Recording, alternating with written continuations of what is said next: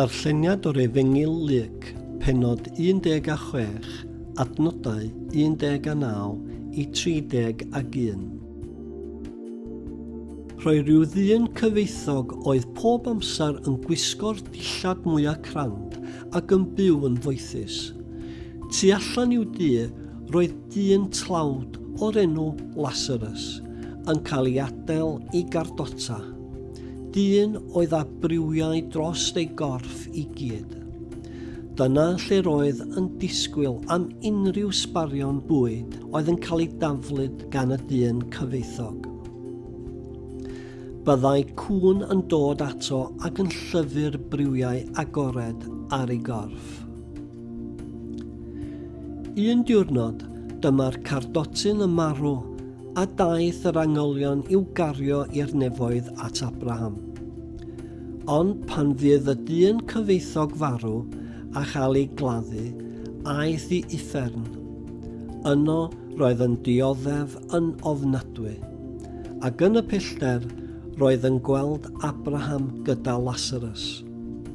Gwaeddodd arno, "Fy nhad Abraham, plis helpa fi. Anfon Lazarus yma i rhoi blaen ei ddys mewn dŵr a rhoi ar fy nhafod i'w hoeri. Dwi mewn poen ofnadwy yn y tân yma." Ond dyma Abraham yn ei ateb, "Fy mab, roedd gen ti pob peth roeddynt ti eisiau ar y ddaear, ond doedd gan Lazarus ddim byd. Bellach mae yn cael ei gysuro a titha'n cael dy arteithio. A beth bynnag mae'r hyn yr wyt ti yn ei ofyn yn amhosib, achos mae yna agentor enfawr yn ei gwahanu ni. Does neb yn gallu croesi oddi yma ata ti, a does neb yn gallu dod drosodd o lle rwy ti atom ni chwaith."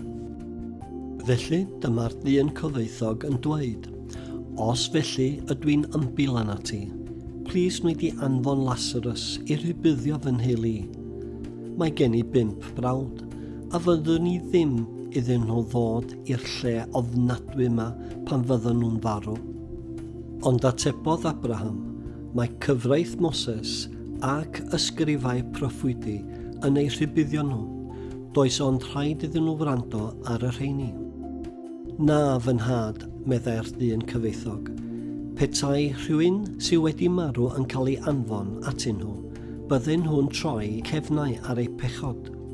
Ond meddai Abraham, "Os ydyn nhw ddim yn gwrando ar Moses a'r proffwydi, fydden nhw ddim yn gwrando chwaith os bydd rhywun yn dod yn ôl o fyw ar ôl marw."